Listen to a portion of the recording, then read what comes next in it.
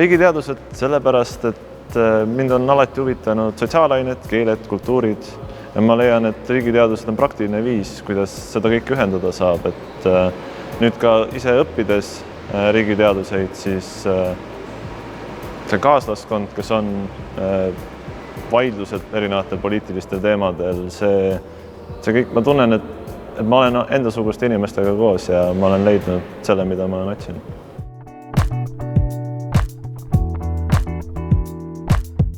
No, see küsimus on mõneti kaheosaline, et oleneb, mida vahel valida. Kui näiteks mõelda, et miks mitte välismaa, siis eks kindlasti eestikeelne haridus juba ise on väärtus omaette ja tegelikult Skytte on ikkagi maailma tasemel. Ja see laseb töötada ka kooli kõrvalt, et kui välismaal sellele elamisele läheb hästi palju rõhku, siis siin vähemalt enda näitel julgen küll öelda, et saab ka vabalt tööturul tegutseda ja kõik on hästi. Miks mitte Tallinn, sest Tallinnas saab ka õppida sarnaseid asju. Võib-olla sellepärast, et kui ma kunagi käisin siis teiste ülikoolide lahtistuste päeval, siis Tallinnas ühest ülikoolist mulle ka öeldi, et vali Tartu. Ma arvan, et selline promo justkui ongi kõige parem, kui ka teisel pool, kui jääd inimesega rääkima niimoodi pikemalt ja siis ta soovitab, et tegelikult on ikka Tartu parem, et siis see.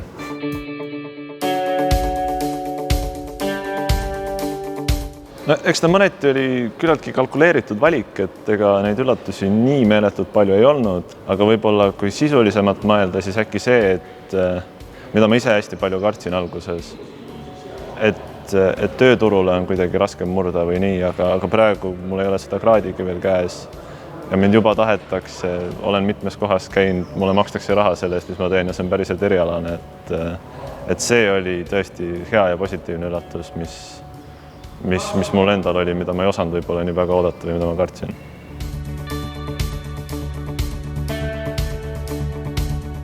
No, suurim saavutus, eks ma põhimõtteliselt ikkagi leian enamus saavutusi, mida mul endale meeldib välja tuua, on klassiruumi välised. Hinded on korras, aga kui mõelda päriselt klassiruumi asjade peale, siis võib-olla see, et ma kirjutasin kunagi esimesel aastal juba, kirjutasin ühe artikli võimuteooriatest ühes aines, kus ma siis võrdlesin neid võimuteooriaid Eesti kultusfilmiga Tulnukas.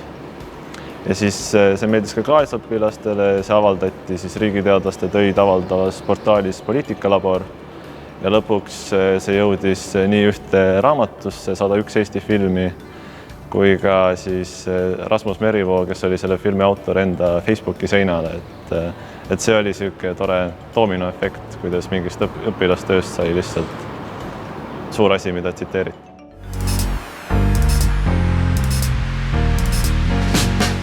Ma arvan, et üks asi, mida kindlasti soovitada võiks, oleks see, et inimesed oleks avatud ja paneksid erinevatesse asjadesse aega, vähemalt prooviksid, sellepärast, et tihti ühest võimalusest saavad teised ja eks ta niimoodi hakkab minema.